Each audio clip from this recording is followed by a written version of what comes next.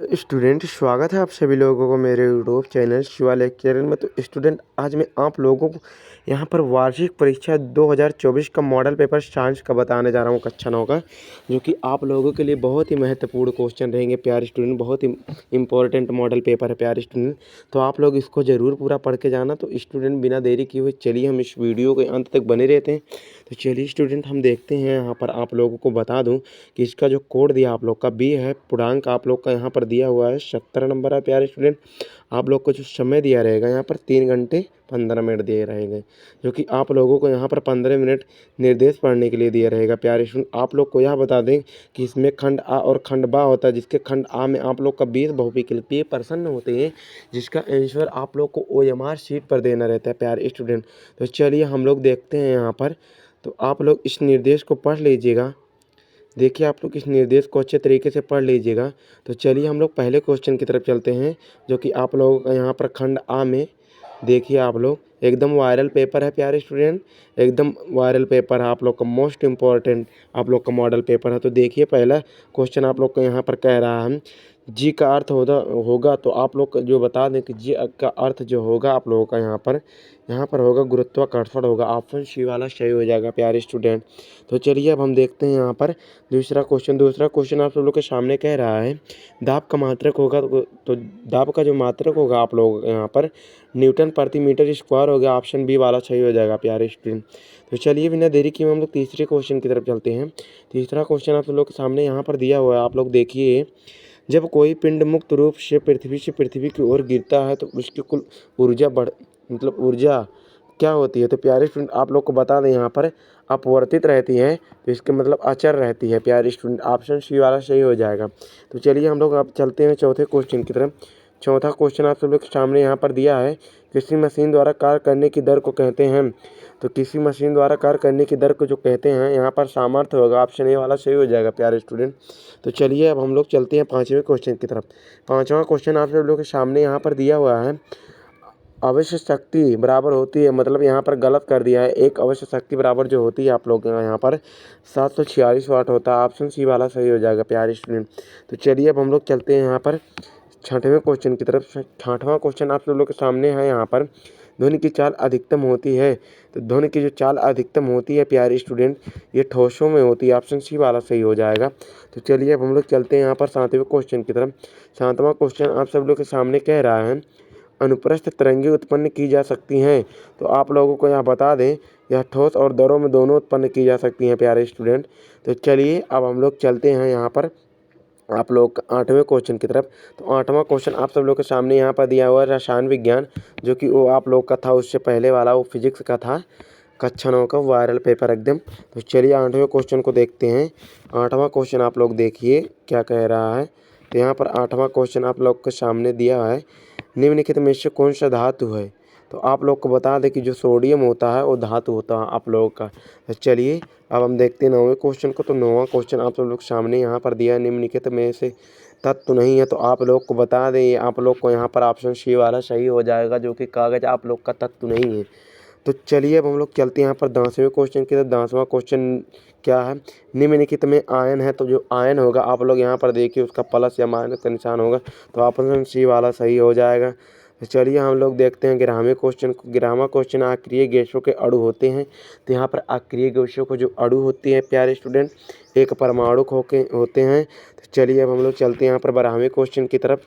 12वां question आप सब लोग के सामने यहाँ पर दिया, परमाणु के नाभिक में स्थित होते हैं।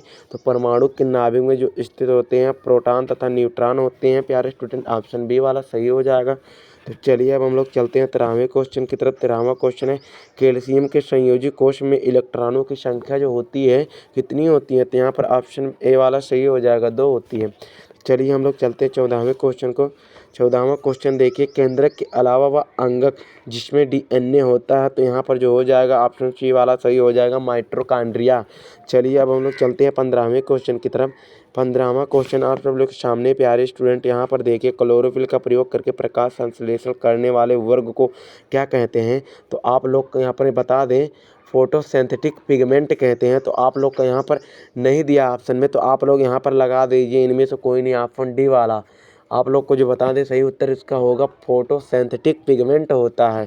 तो चलिए अब हम लोग चलते हैं 16वें क्वेश्चन की तरफ प्यारे स्टूडेंट। 16वां क्वेश्चन देखिए, आनुवांशिक सूचना का वाहक कौन होता है। तो आप लोग का जो आनुवांशिक सूचना का वाहक होता है यहाँ पर डीएनए होता है। ऑप्शन बी वाला सही हो जाएगा प्यारे स्टूडेंट। चलिए अब हम लोग चलते हैं यहाँ पर 17वें क्वेश्चन की तरफ। 17वां क्वेश्चन है, गुणसूत्र बने होते हैं। तो गुणसूत्र जो बने होते हैं आप लोग का यहाँ पर प्रोटीन से बने होते हैं। ऑप्शन बी वाला सही हो जाएगा। तो चलिए अब हम लोग चलते हैं 18वें क्वेश्चन की तरफ। तंत्रिका ऊतक कहाँ नहीं पाए जाते हैं। तो तंत्रिका ऊतक जो आप लोग का नहीं पाए जाते हैं, कंडराओं में नहीं पाए जाते हैं। ऑप्शन सी वाला सही हो जाएगा। तो चलिए अब हम लोग चलते हैं 19वें क्वेश्चन की तरफ। 19वां क्वेश्चन आप सब लोग के सामने दिया है प्यारे स्टूडेंट। फलों में पाए जाने वाले यहाँ पर रहेगा निर्जीव पदार्थ होते हैं। तो आप लोग का जो फ्लोएम में पाए जाने वाले निर्जीव पदार्थ होते हैं फ्लोएम तंतु होती हैं प्यारे स्टूडेंट, जो कि आप लोग का यहाँ पर ऑप्शन में नहीं दिया किसी में। तो ऑप्शन आप लोग का नहीं दिया, तो आप लोग का सही उत्तर हो जाएगा फ्लोएम तंतु। तो चलिए हम लोग चलते हैं 20वें क्वेश्चन की तरफ। 20वां क्वेश्चन आप सब लोग के सामने यहाँ पर दिया है, निम्नलिखित में से चारा फसल नहीं है। तो आप लोग का चारा फसल जो नहीं है ऑप्शन डी वाला सही हो जाएगा, जौ नहीं है। तो आप लोगों का यहाँ पर 20 नंबर पक्का हो गया प्यारे स्टूडेंट। आप लोग इसको तैयार करके अपने वार्षिक परीक्षा कक्षा 9th के विज्ञान में जाना प्यारे स्टूडेंट। तो हम आशा करते हैं कि आप लोग को अच्छे से समझ में आया होगा। यदि मेरा पढ़ाया हुआ आप लोग को थोड़ा सा भी समझ में आता है तो प्यारे स्टूडेंट चैनल को सब्सक्राइब कीजिए प्लीज़। तो चलिए अब हम लोग आगे बढ़ते हैं। तो यहाँ पर आप लोग देखिए खंड माह में क्या देख रहे हैं। आप लोग यहाँ पर देखिए भौतिक विज्ञान आ गया यहाँ पर, मतलब फिजिक्स से आ गया। तो देखिए क्या दिया है क्वेश्चन, न्यूटन का गति विषयक द्वितीय नियम लिखिए तथा इसके आधार पर बल तथा संवेग में परिवर्तन संबंध आप लोग को स्थापित करना है, जिसके लिए आप लोग को 4 नंबर यहाँ पर है। तो चलिए अब हम देखते हैं यहाँ पर दूसरे क्वेश्चन को। यहाँ पर 19.6 मीटर ऊंचाई मतलब ऊंची एक मीनार की चोटी से एक पत्थर छोड़ा जाता है। पृथ्वी पर पहुंचने से पहले इसका अंतिम वेग ज्ञात कीजिए। इसके लिए आप लोग को 4 नंबर दिया है। ये बहुत मोस्ट इंपॉर्टेंट क्वेश्चन आपके इस कक्षा 9th के वार्षिक पेपर के लिए है प्यारे स्टूडेंट। एकदम वायरल पेपर है, सरकारी पेपर है। तो देखिए आप लोग यहाँ पर तीसरे को, ध्वनि तरंगों को यांत्रिक तरंगे क्यों कहते हैं। तरंग का कौन सा गुण निम्नलिखित को निर्धारित करता है। तो आप लोगों के लिए मोस्ट इम्पोर्टेंट क्वेश्चन 4 नंबर का दिया है।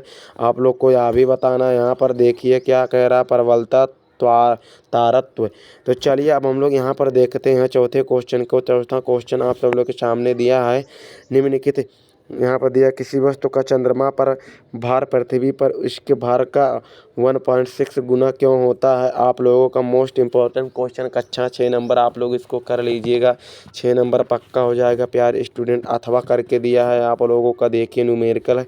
यदि किसी कार का द्रव्यमान 1500 kg है तो उसके वेग को 30 किमी प्रति घंटा से 60 किमी प्रति घंटा तक बढ़ाने में कितना कार्य करना पड़ेगा प्यारे स्टूडेंट। आप लोग इसको तैयार करके ज़रूर जाना बोर्ड एग्जाम में। यहाँ पर अपने कक्षा 9th के एग्जाम में 6 नंबर पक्का हो जाएगा। तो चलिए अब हम लोग देखते हैं यहाँ पर रसायन विज्ञान के आप लोगों का क्वेश्चन। आप लोग देखिए यहाँ पर क्या कह रहा है, बहुत ही मोस्ट इंपॉर्टेंट क्वेश्चन, एकदम सस्ता क्वेश्चन, हलवा क्वेश्चन आप लोगों के लिए। समस्थानिक तथा समभारिक में आप लोग को अंतर बताना है प्यारे स्टूडेंट। आप लोग चलिए छठवां को देखिए। छठवां क्या कह रहा है आप लोगों के सामने यहाँ पर देखिए, एक परमाणु को आँखों से देखना क्यों संभव नहीं होता। परमाणु द्रव्यमान इकाई को परिभाषित कीजिए। 4 नंबर का मोस्ट इंपॉर्टेंट क्वेश्चन है। चलिए 7वें को देखते हैं। 7वां है, भौतिक और रासायनिक परिवर्तन से क्या समझते हैं। उदाहरण सहित वो भौतिक और रासायनिक परिवर्तनों में अंतर आप लोग को बताना है। 6 नंबर का मोस्ट इंपॉर्टेंट क्वेश्चन आपके वार्षिक परीक्षा कक्षा 9th के लिए प्यारे स्टूडेंट। चलिए और अथवा में क्या दिया है, कैथोड किरणों की खोज किस प्रकार हुई। कैथोड किरणों की प्रमुख गुणों को आप लोग का वर्णन करना है। 6 नंबर का हो जाएगा। दोनों में से एक को तैयार कर ही लेना आप लोग को। तो चलिए अब हम देखते हैं यहाँ पर बायोलॉजी का क्वेश्चन आप लोगों के लिए बहुत ही मोस्ट इम्पोर्टेंट है। तो देखिए पादप कोशिका तथा जंतु कोशिका में आप लोग को तुलना कीजिए। यहाँ पर 4 नंबर का हो जाएगा। तो चलिए अब हम 9वें क्वेश्चन को देखते हैं। 9वां क्वेश्चन आप सब लोग के सामने यहाँ पर दिया है, फ्लोएम के संगठन कौन कौन से हैं, उस ऊतक का नाम बताइए जो हमारे लिए शरीर में, यहाँ पर शरीर में जो है आप लोग का यहाँ पर उत्तरदायी होता है प्यारे स्टूडेंट। उत्तर आप लोग का 4 नंबर का हो जाएगा। तो चलिए आप लोग इसको देखिए 10वें को, जैविक तथा अजैविक कार्य किस प्रकार फसल उत्पादन को प्रभावित करते हैं। इसके लिए आप लोग को 4 नंबर हो जाएगा। आप लोग इसको तैयार ही करके जाना।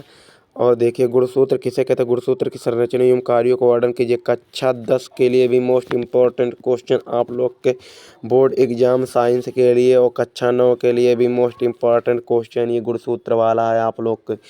इसी बार बोर्ड एग्जाम 2024 में यहाँ पर अभी जल्दी पूछा है प्यारे स्टूडेंट।